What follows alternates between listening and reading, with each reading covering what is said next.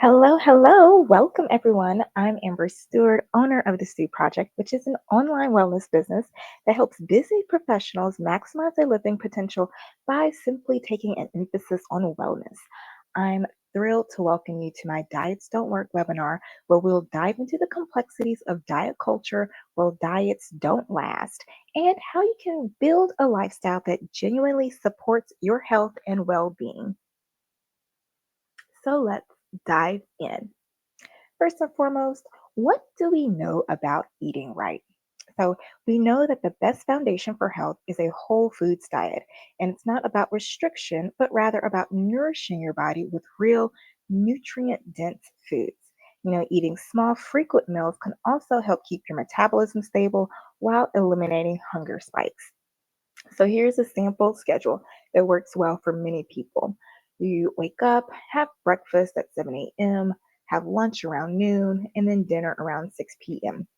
This approach creates balance throughout the day, which is essential for maintaining steady energy and managing hunger. Now, when choosing animal products, quality does matter. And it's important to look for organic, antibiotic free, hormone free, grass fed, and free range options. Choosing high quality products like free range eggs, grass fed beef, antibiotic free chicken, and wild caught fish can reduce exposure to harmful chemicals and additives, providing a cleaner source of nutrients. Now, why don't we do it? So, if we know the basics of eating well, why don't we stick with it? The truth is, it's not that we're lazy, it's more about our habits and emotions.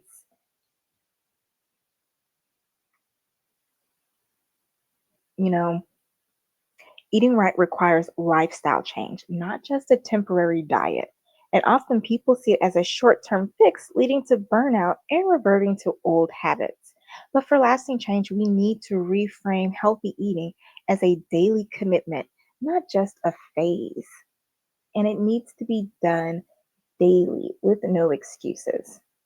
So I guess we need to find a way to do it so that we like to do it every day. Now, things do get in the way, and there are so many external factors that can derail our good intentions. For example, negative comments from friends or family, convenience or fast food for dining out, overwhelming and conflicting information on new diets or food trends, media pressure labeling certain foods as good or bad. You know, all of these factors can make healthy eating feel confusing or even impossible to sustain.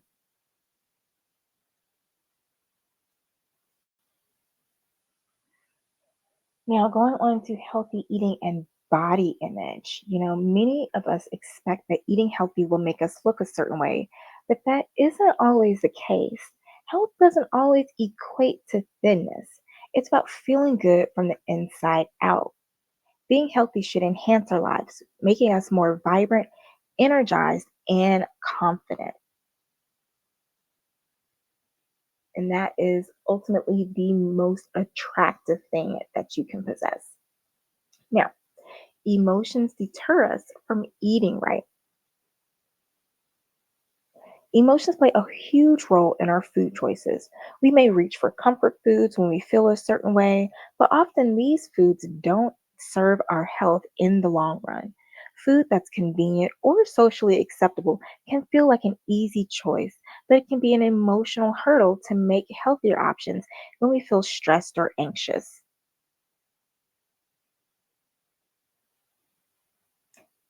And we also don't want to stand out by having a special needs diet because we have a desire to fit in or feel normal. And so I know that I had some clients who maybe at one point was on a diet, but then stopped because their food choices would often conflict with what the family wanted. And so just to play nice and to keep the peace, they would just eat what everybody else ate. While their health suffered, everybody else lived comfortably. And that's not really a good way to self sacrifice for the sake of others. And so we need to find a way to find that balance, to find a way that we can eat for our health and that our entire family can enjoy.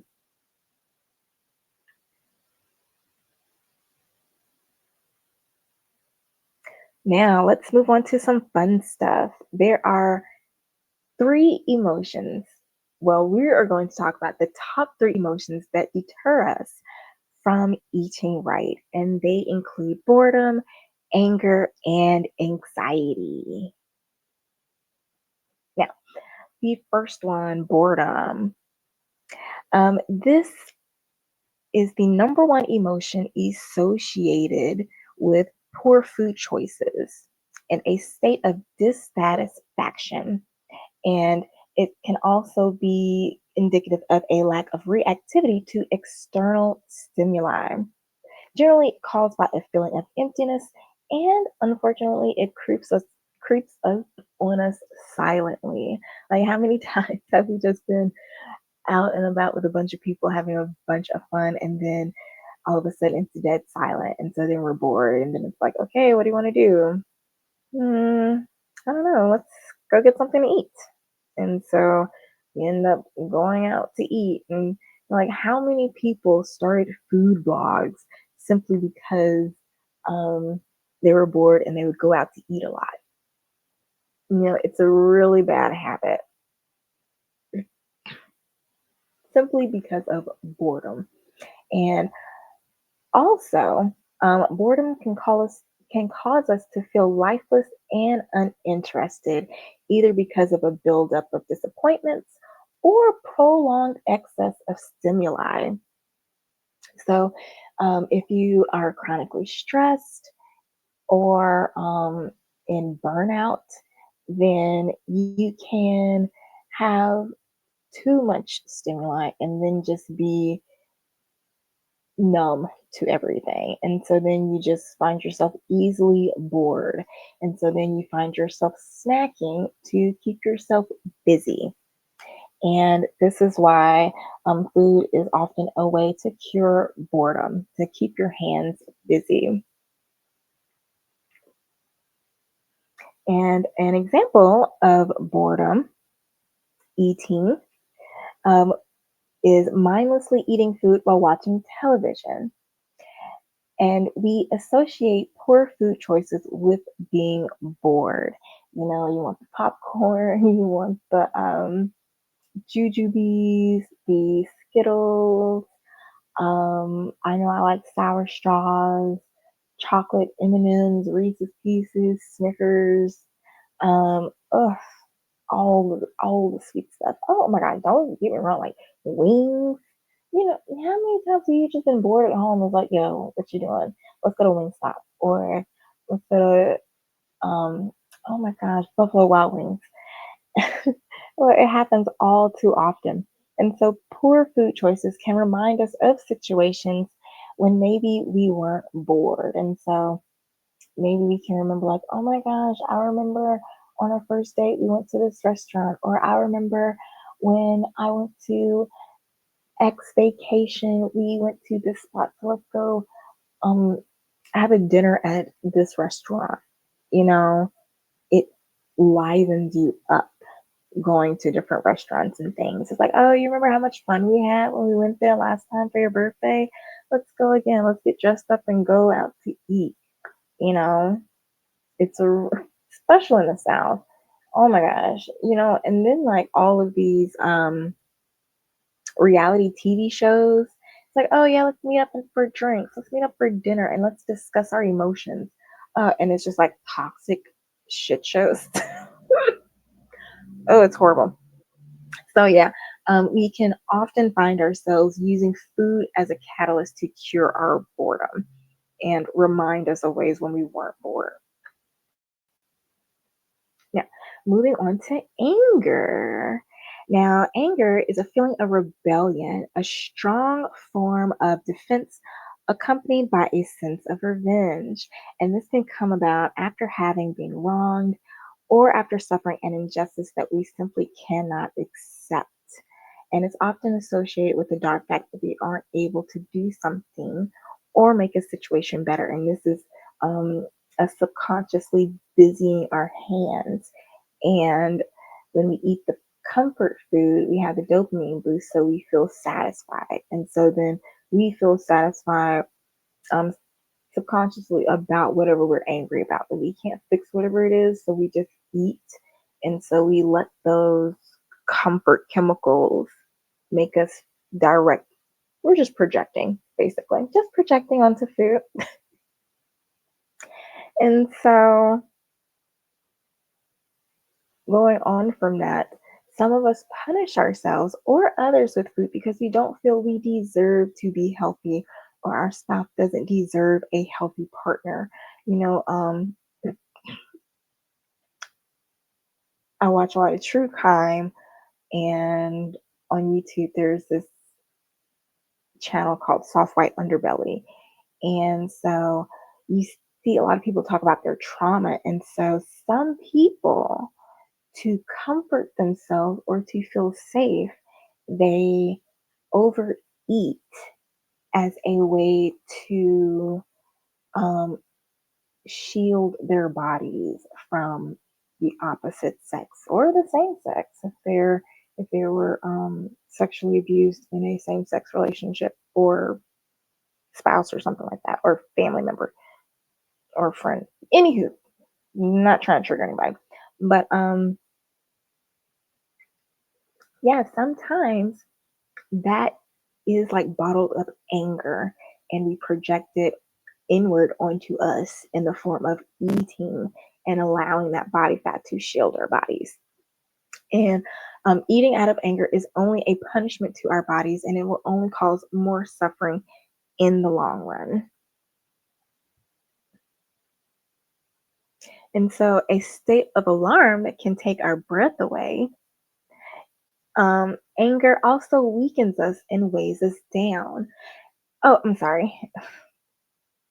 I was like, this doesn't make any sense because I read it wrong. Oh, chat. All right, so another emotion, the last. All right, so the third emotion we're going to talk about today that deters us from eating right is anxiety. Ba, ba, ba, ba, ba. And so this is a state of alarm that can take our breath away and it weakens us and weighs us down.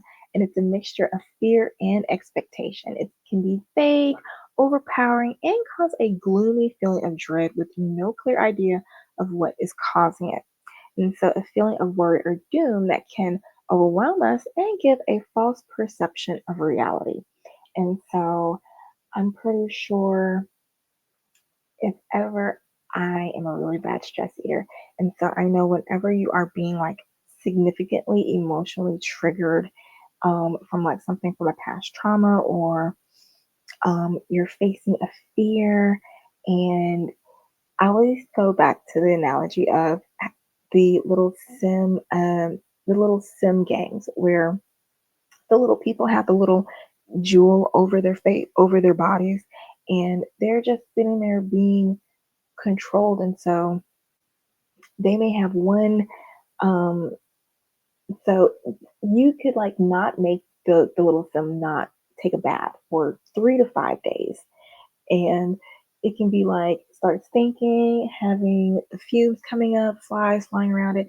And your little sim is just like, yo, I really want to take a bath. I really want to take a bath.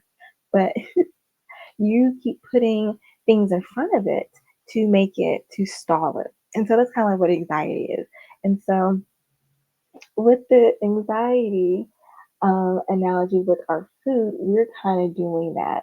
We use food as a way to avoid the thing that is causing us anxiety. So maybe you have to study for a test or prepare for a divorce or go meet somebody or go into work and it's really stressful. And so you start getting the heart pounding, you start sweating, your pores open up, you start getting anxious.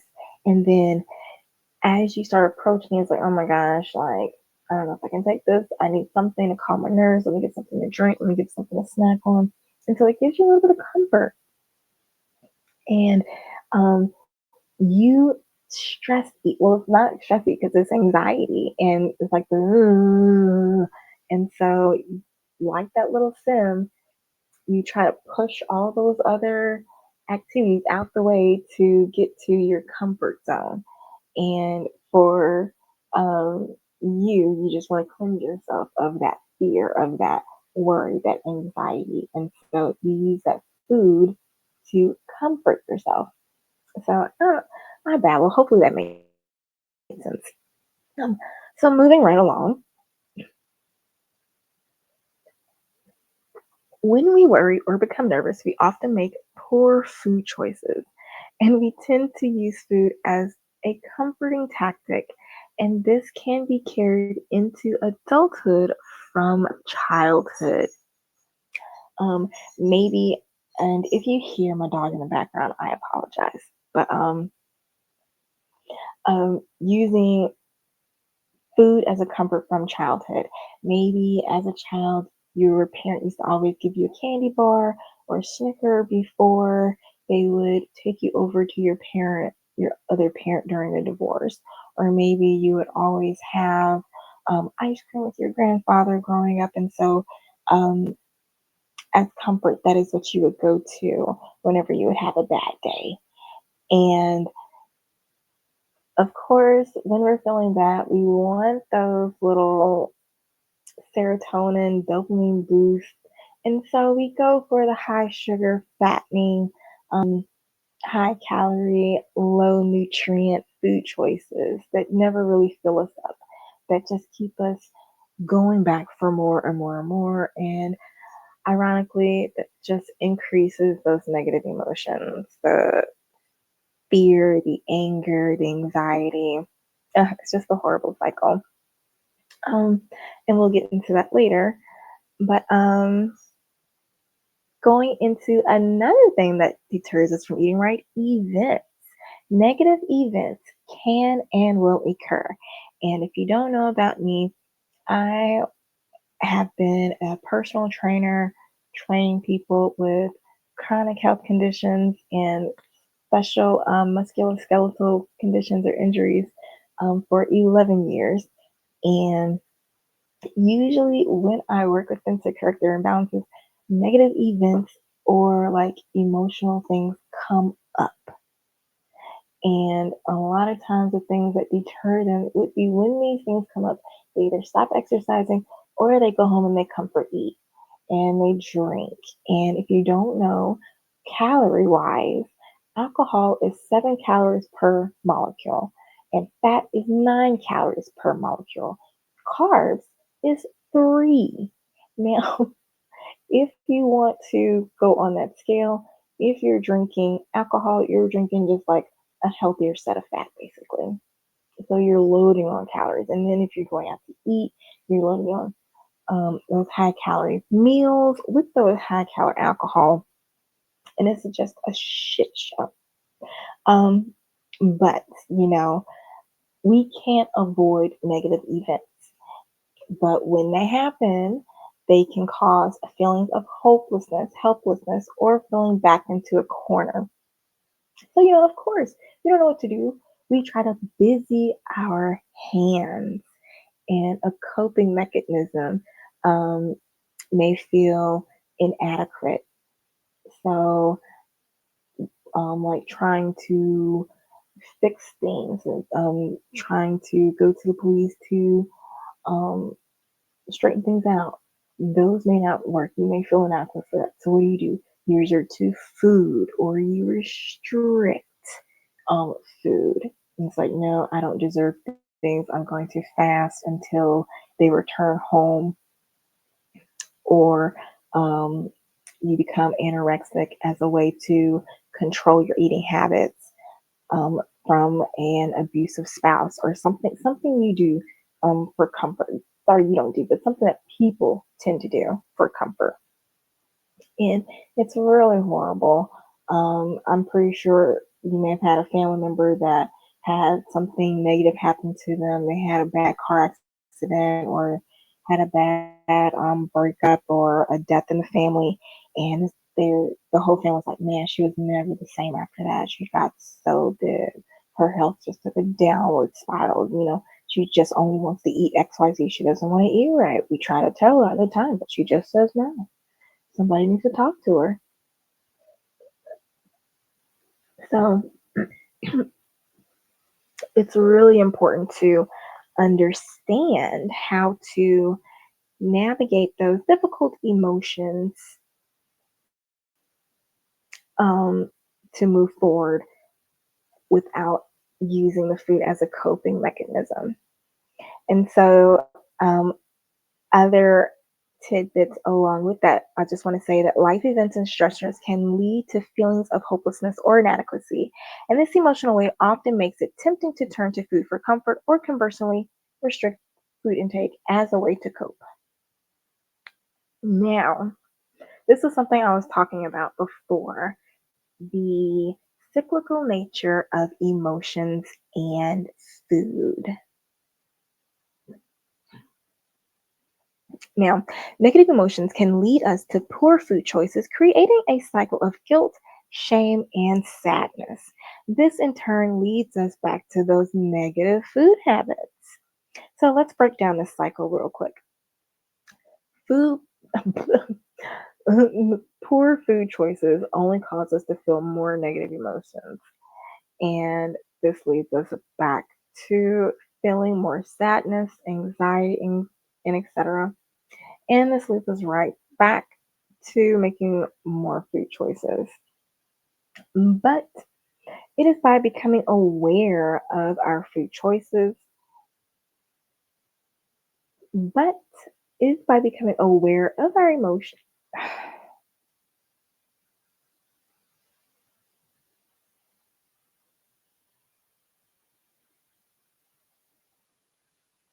So, becoming aware of our emotions is the first step to breaking the cycle and regaining control. So, you want to stop mindless eating, anger eating, guilt eating, shame eating, fear eating, just eating for all the emotions, then you gotta put that block in between that food emotion connection. You gotta get in control of that. Now, creating new habits, because baby, I'm not gonna lie, it is not easy. Um, Building new habits to support healthy eating can be challenging but rewarding. Consistency and repetition are crucial, and it typically takes a minimum of 3 months to establish a lasting habit. Now, I think the main thing that gets people stuck is that they think, oh, I can just do a quick little 1 month thing and I'm going to be A okay. But oftentimes, y'all, because I've been doing this for 11 years, like it really takes that first month just to start getting into the habit. By that second month, then you start being consistent like 7 days a week. The first month, you're probably like two to three, three to four, maybe once a week. And depending on how, especially if you're a busy individual who's stressed out and you're over 35, like you're set into your habits, bro. I'm sorry, but you're set into your habits. And so it will be so hard to get out of them, which is why it takes a minimum of 3 months.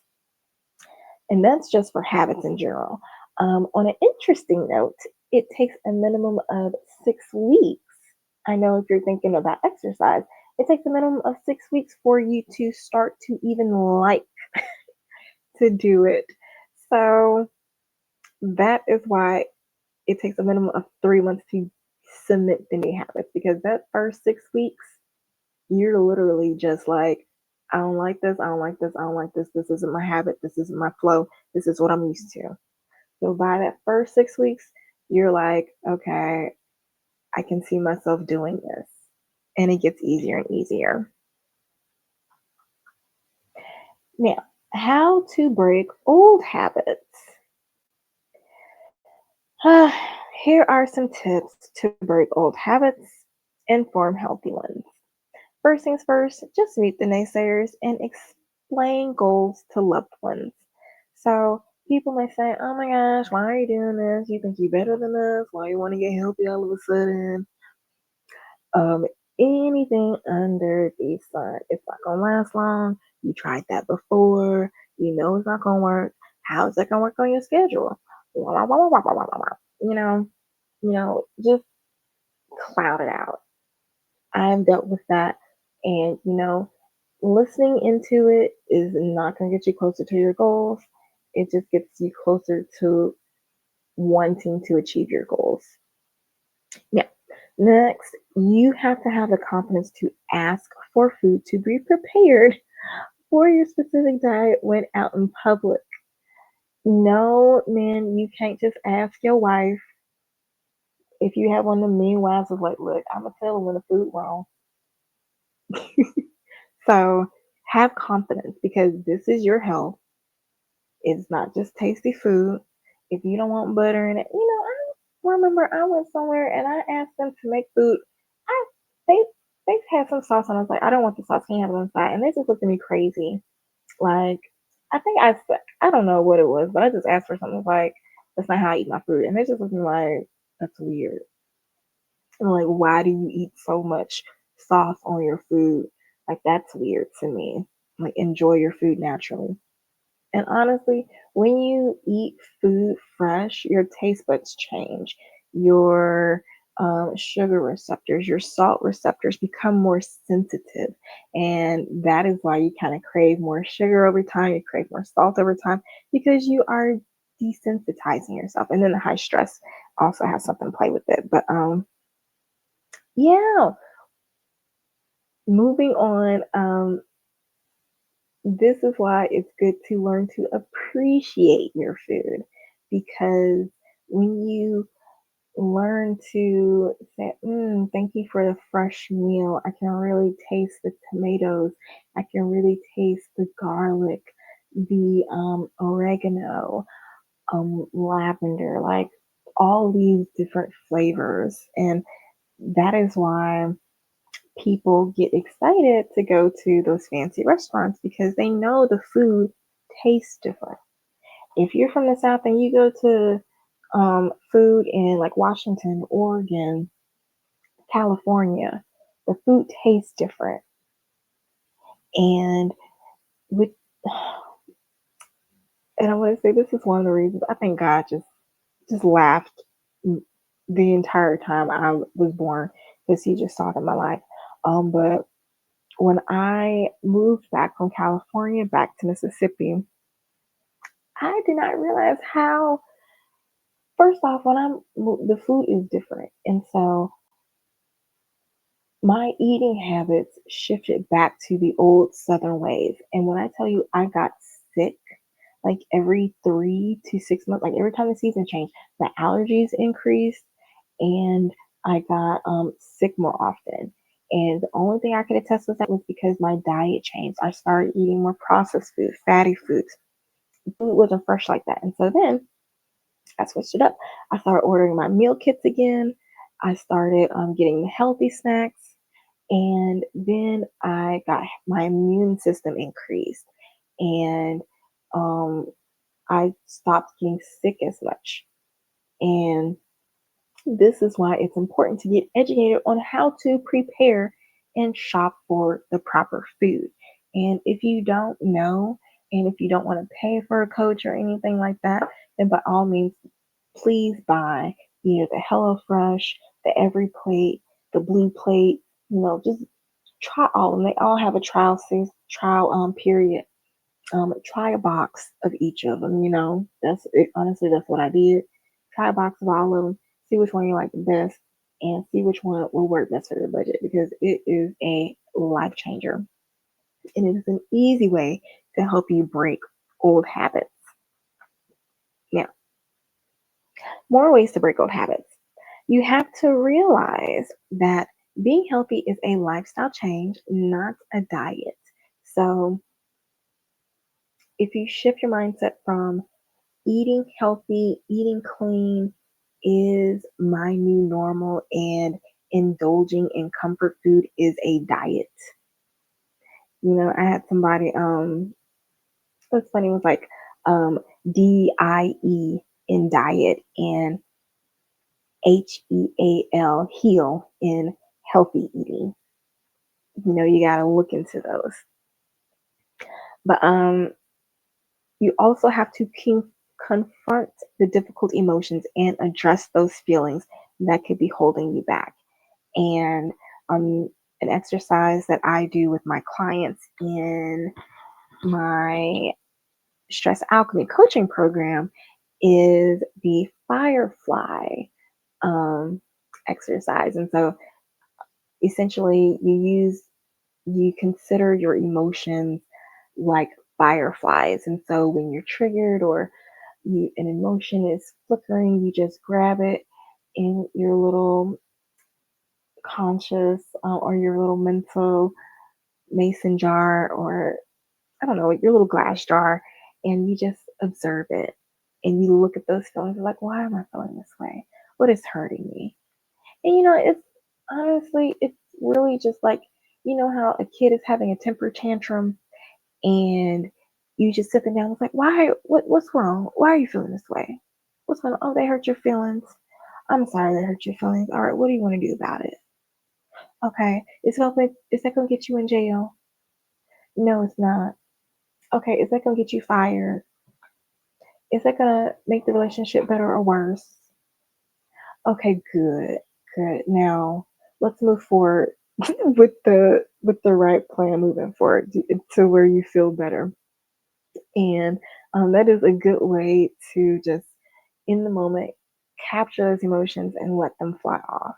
And it's like take a deep breath, hold it for 5 seconds, let it go, and then you're like, you know what, I'm good again. You're not worth the effort. You're not worth the time.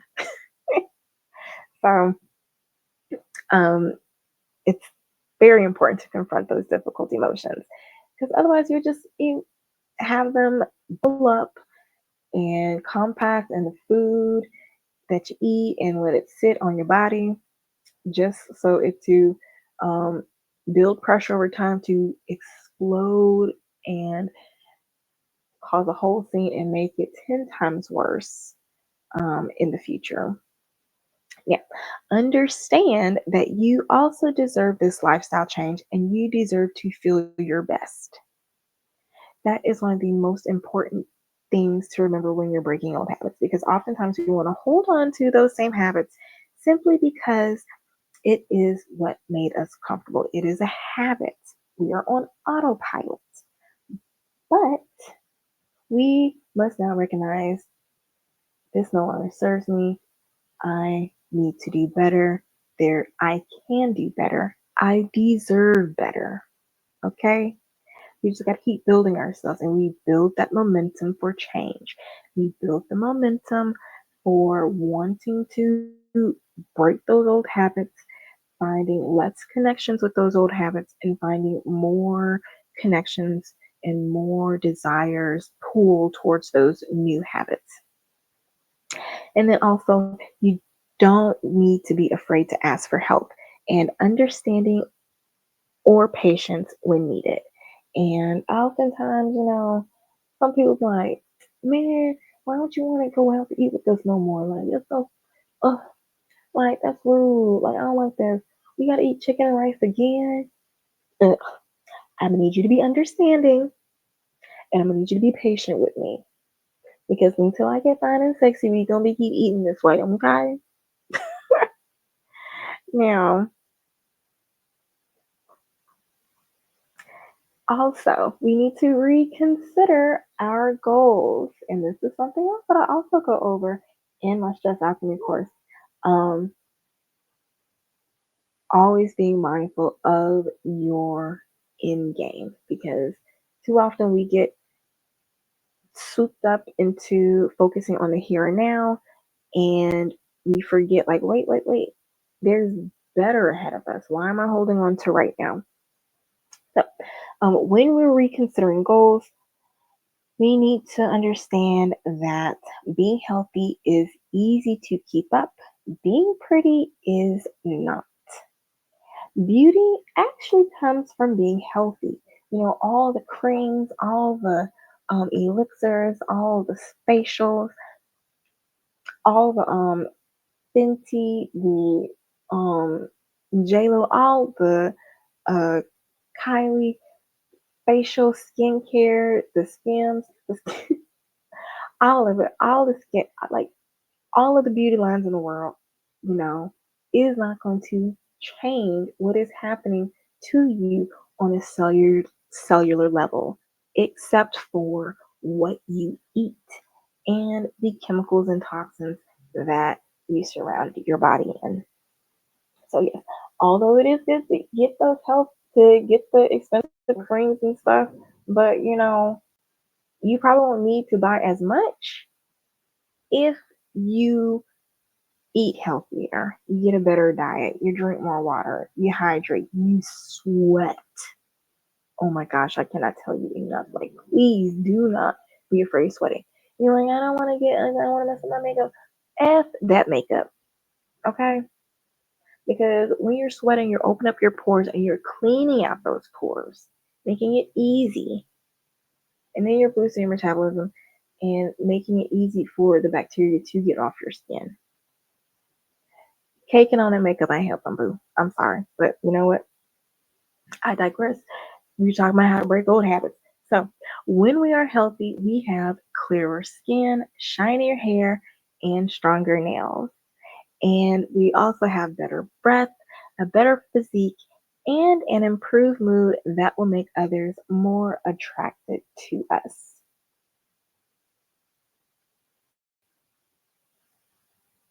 Now, let's talk about 7 ways to create permanent change. And just in case you're wondering, if you want more information about the yummy recipes that you see on the slideshows, I will give you a chance see to learn how you can have access to those at the end. But for now, the first way you can create permanent change is to explore the reasons. Explore the why. Like, what are the reasons for eating poorly? Like, why am I doing this? Why do I constantly need to go to rallies and then go to nothing but cakes and then have some ice cream at the end of it? Why? Is it enough? And why I gotta do it the next day? Why do I have to have a lineup of menus of where I want to go eat? Ooh, and I'm just gonna throw this out there. This may fit into one of the 7 reasons to create permanent change, but oftentimes, because we are in autopilot for so long, we do not, when we even think about going to the kitchen to cook, our energy levels drop like 50% and we immediately just want to take a nap. Now, this may happen to some people, especially if you are a busy individual, you are stressed out, or deal with kind of stress, whether it's at work or in your home life, or you just have a busy schedule. And so when you think of what is convenient, your brain perks up. It's like, oh, well, I can get this now. I can get this fast. And so sometimes you wait until you're super hungry. And so we're like, I don't have time to cook. And we need to recognize that we set ourselves up for this failure because we do not meal prep. We do not get healthier, quick, easy options, nor do we set ourselves up for success.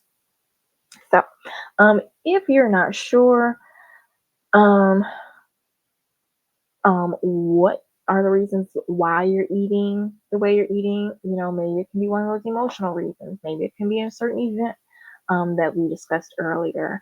Um, there are several ways you can combat the why, and that includes meditation, journaling, going to going to a support group, as well as psychotherapy.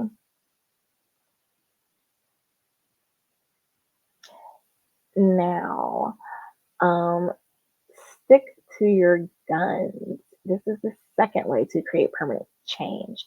Now, in most cases, we don't eat right because of emotions, social obligations, or other reasons. But we need to listen to ourselves and be connected enough with our emotions to do the right thing. Don't overthink it. Confront the negative feelings and realize they have nothing to do with what we eat. And honestly, when you get brave enough to face these negative emotions, even like shame, guilt, anger, worry. Because, sometimes like we've been conditioned to not feel comfortable with anger. Like, why are you angry? You got nothing to be angry about, and so you just stifle it up. Or maybe you've been in a submissive relationship and you just had to like stifle your anger because you knew it would have had negative repercussions on you or a loved one. Like, um, you have to be able to confront those negative feelings, and realize they have nothing to do with what we eat. So it's like, I'm not really hungry. This is how I feel. And so you can take that energy, honestly, because we feel these emotions and we eat to busy our hands. I know I said this the entire webinar, but you can take your hands and journal. You can write down. There's so many things you can do. The third thing, eat mindfully. So we need to pay attention to the experience of drinking and eating. We need to feel the experience internally and externally. And then pay attention to all five senses, including the texture, flavor, color, temperature, etc. Like, how does this feel? How does it taste? How does it smell? Does it smell spicy? Does it warm me up? Like, does it smell sour? Do I need to go back to the store? We need to pay attention to what happens inside the body while we eat. What does hungry, full, or half full feel like?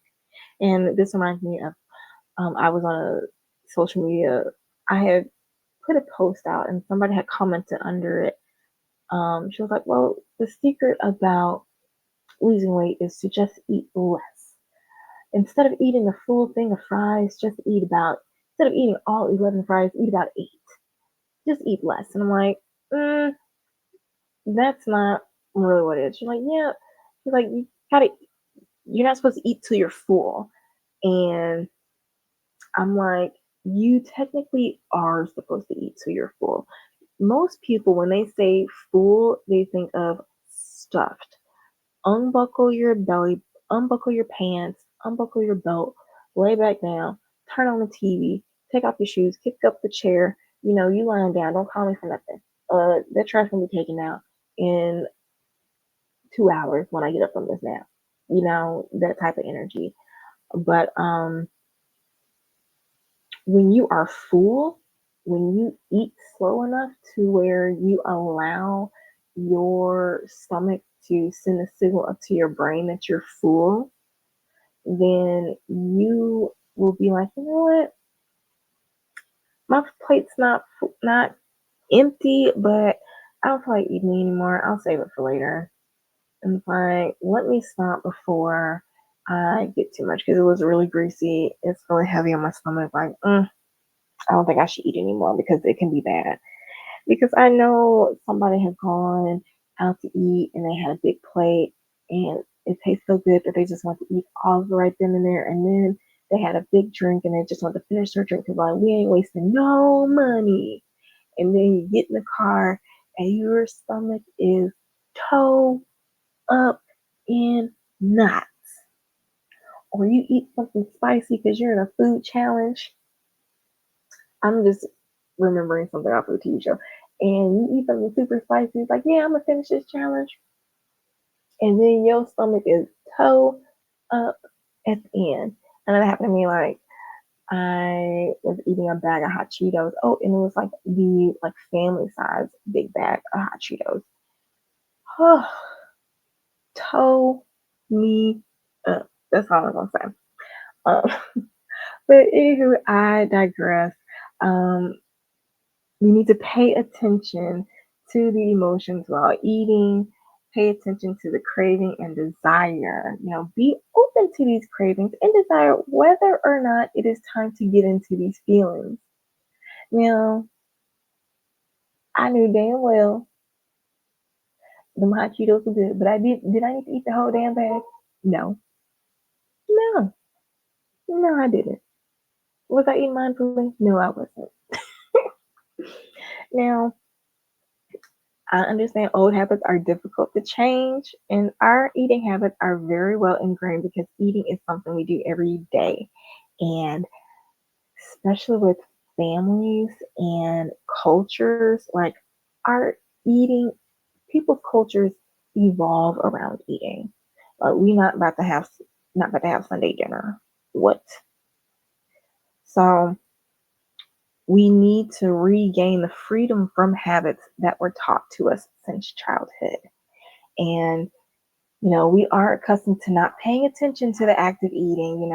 Our mom said, starving children in Africa, what you doing not finishing the food on your plate? Meanwhile, they give you like 2 to 3,000 calorie portions when you go out to eat. And they're literally setting us up for failure. It's like, we're not poor anymore, mom. I can eat leftovers. I can leave the food at the restaurant because I can afford to eat a fresh meal tomorrow. It's like that. Now, eat mindfully. We can also make gradual change and celebrate even the smallest milestone. And we need to pay attention for 10 seconds out of every meal. So, now, also, when it comes to eating mindfully, make gradual change and celebrate even the smallest wins. So, even paying attention for 10 seconds out of every meal is a victory. So, it's just like, oh my gosh, it's so good. Like, oh, wait. I'm supposed to be mindful. It's like, oh, wait, chew. Oh, wait, good. Oh, wait, the mashed potato tastes good by itself, but it's really good when I pair it with the crunch from these roasted broccoli. It's kind of like that. And then you go back to like, I'm gonna devour this crap. Um, so even remembering to be mindful at all is a victory. Small things, because over time it builds up. And remember, we're trying to build positive reinforcement towards little things. When the baby takes their first step, do you say, "Oh, that was horrible," or do you say, "Yay"? And so oftentimes we need to learn how to treat our inner child or treat ourselves like we treat our kids when they were babies, because maybe we came from a family where we didn't have the most loving parents, and so we need to learn to love on ourselves the way that we would want our children loved on, or we would have wanted ourselves to be loved on. But also, mindful eating also includes being mindful of when you're also eating mindlessly. So if you're going to the movies and then you just down in popcorn and you're just like, oh my gosh, like I really just ate 5 handfuls of popcorn nonstop without a breath, except for 3 seconds to sip some Coke. Like, this is a problem. I need to slow down. Let me stop. Let me hand this popcorn over to the left. You know, even like those little things can help stop you from continuing that mindless eating spiral. Yeah, quality over quantity. Mindful eating is not about dieting or giving up the foods we love. It has been called the anti diet, and this is something that has kept me in my consistent weight for over 11 years. I want to say out of reaching my body goals in 2014, I believe. I had a hiccup after a traumatic breakup in 2021. And from 2021 to 2022, I got my weight back up and I never lost and been good ever since. So, mindful eating can really help you stay consistent. And even through life's ups and downs, it can help you regain it back, which is one thing that I love. When it comes to my clients, I often get them on a meal plan to help teach them how to eat And then I shift them onto mindful eating so they will know how to eat without being instructed to, without instructions, or more intuitive eating, I would say. But anywho, I digress. Mindful eating is about changing the relationship with food, experiencing it more intensely, and enjoying the full pleasure of food, and no more eating unconsciously. And this is really bad habit, because I know people from the military or who have those jobs where they have a limited time to eat.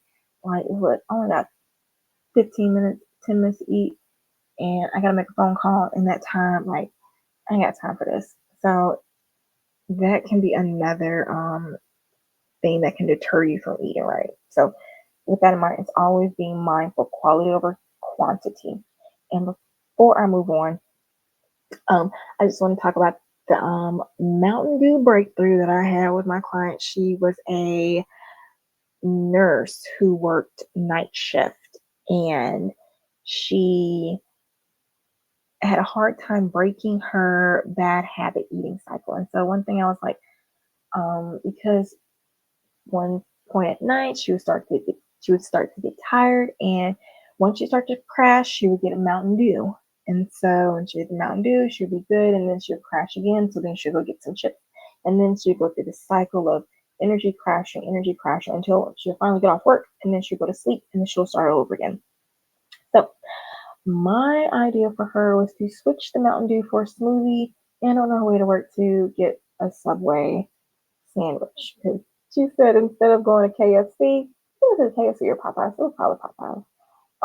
But she could either stop by Subway or Popeyes, and so I said just stop by Subway.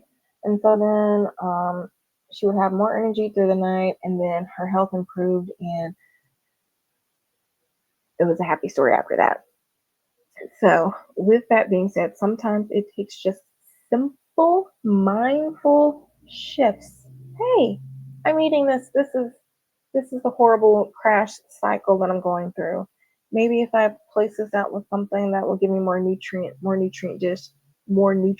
dense, and it gives me steady energy, will help. And sure enough, it did. Now, next thing we need to do is be aware of our body. Now, body awareness. When we gain awareness of the body's cues of hunger and satiety, or how hungry we are, cues of hunger, good Lord, we are more well aware of whether we are bored, we are angry, we have anxiety or fear, or it's like, look, I just really need to eat. And sometimes when you are really hungry, that's when you need to be more mindful and say, okay, I haven't eaten in a while. What can I eat that is quick, that is full of nutrient dense things that won't let me crash afterwards? It's like, if when I'm this hungry, what typically makes me feel better? Because I know everybody has a certain meal that they can eat when they're super hungry that makes them feel better, more energized, light, and ready to take on the day, or one that gives them the itis. So when you become more attuned to when the body feels good and bad and the body state of health, it also helps you to shift from separating your emotions from your eating habits. And also when you begin to naturally learn when the body wants and needs to begin and stop eating. And I know I mentioned this earlier, but there is a short delay. I don't really know how, I can't remember. I want to say between like 5 to 10 minute delay from when the stomach is full to when it sends the hormones up to the brain to say, hey, stop eating. And then it slows down the hunger hormones to say, okay, we can stop eating. Some people just ignore them and just keep eating anyway. But anyhow, sixth thing we can do to create permanent change is to be aware of mealtime. At the very beginning of this webinar, I had a sample of a good meal plan that typically works for people. Snacks can be sprinkled in between, but um, we need to be aware of mealtime because I know we have hands, and just because it's mealtime or there's food available doesn't mean the body needs food.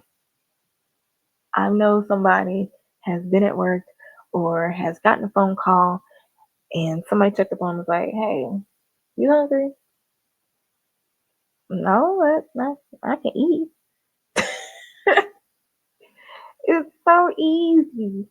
And, then that's why we need to, when we are more aware of mealtime awareness, then we can begin becoming aware of the connection between the body, the environment, and the food choices. So it's like, okay, so I'm not that hungry. We can go out to eat, and I'll just have some simple chips and salsa. I'll ask for a side salad. I don't have to go to the happy hour special and get some wings to go because I know I'm going to the queso, the spinach dip. No, I'm gonna get the fries, the potato wedges. All. Come on now, come on now. We know how food. We live on food. Now we need to separate that. We need to separate to find other ways to be happy other than food. Yeah. The last thing to create permanent change is to slow down. We often feel the need to rush and not be mindful, to move quickly from one activity to another. I know a good excuse: entrepreneurs, um, busy single moms, single parents, um, military individuals who have that small time frame. Um, you gotta make it do what it do. You gotta find that way to be mindful and slow down. This happens in many different aspects of our lives. Um, like I explained a little bit earlier. And so enhancing the mindfulness in our everyday lives helps improve our mindfulness in eating and vice versa. Now, if you are tired of feeling like diets control you, then it's time to make a change that focuses on the whole you, not just your weight or appearance. Diets don't have to make you feel bad about yourself. They should support you. They should support your self love and freedom to choose foods that nourish you. And so, if you're tired of diets that only focus on what to eat or how to lose weight and don't focus on the whole you, of feeling bad about yourself when you diet or fall off the wagon, if you're tired of being unable to maintain the weight loss, if you're tired of feeling like the diet is controlling you and you're not free to make your own choices, and if you're ready for a new approach, one that supports your energy and confidence while transforming your body, mind, and spirit, then my mind body mastery could be the perfect fit for you. It will allow you to experience a way of eating that will forever change your relationship with food. It will allow you to eat delicious foods that are nourishing and fulfilling, that will allow you to have balanced energy and help you lose the weight and keep it off so you're full of confidence. Now, Mind Body Mastery is an 8-week, completely done for you course, and it includes step by step guides and meal plans. Recipes are included. So if any of the recipes that you saw in the background of this slideshow seemed a little delicious and kind of took your mind off of what I was saying, then you can most definitely get those recipes in this Mind Body Mastery course. Yeah. I will also include the Diets Don't Work ebook, which gives you more tips on how to break old habits and build new ones with ease. It gives you more tips on how to break the binge eating cycle. And along with that, you will also get access to the Willed World app to help you track your eating habits and your activities and mindfulness exercises. You can also get daily exercises and mindfulness meditations in the app as well. In addition to that, you will get the chance to increase your energy, boost your confidence, transform your body, mind, and spirit, all for the total price of $97. And just for staying to the end of this webinar, I want to give you some bonuses. I will give you 90-day access to the Well World app because, as I mentioned earlier in the webinar, it takes a minimum of 3 months to cement a new habit. I'm not going to cut you off at 8 weeks.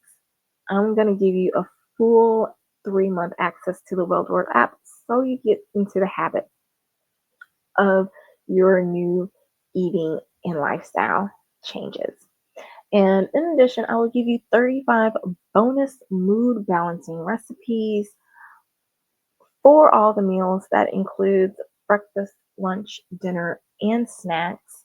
And they can also come in vegetarian or vegan options. And in addition, I will give you the Secrets to Happiness course that will show you how to break through the layers of happiness, that break through the layers of limiting beliefs that could be keeping you from true ultimate happiness, as well as little emotional intelligence exercises to help you boost your emotional intelligence. In addition, you will also get a mindfulness meditation recording. And yes, this is all for the low price of $97. And if you want more information about the mindfulness meditation recording, it is one that will help you do more better. So, the mindfulness meditation recording is designed to help you connect your mind and to help you increase your mind body connection. There we go. Now, thank you. I want to thank you so much for listening. Once again, my name is Amber Stewart. I am the owner of the Stew Project, where I help individuals maximize their living potential by simply taking emphasis on wellness. And if you look at the bottom of this webinar, you will see extra bonuses for right now before you leave this webinar to gain access just to take advantage of. All right, so once again, I want to thank you for listening. My name is Amber Stewart, owner of the Stew Project. And just for right now, in the next few hours, there are some extra special bonuses at the bottom of this webinar to take advantage of. So, if you want access to the Mind Body Mastery course, as well as those exclusive freebies that leave once this webinar closes, please take advantage of them now. Payment plans are available for those extra bonuses. I want to thank you so much, and I will talk to you later. Eat healthy, y'all.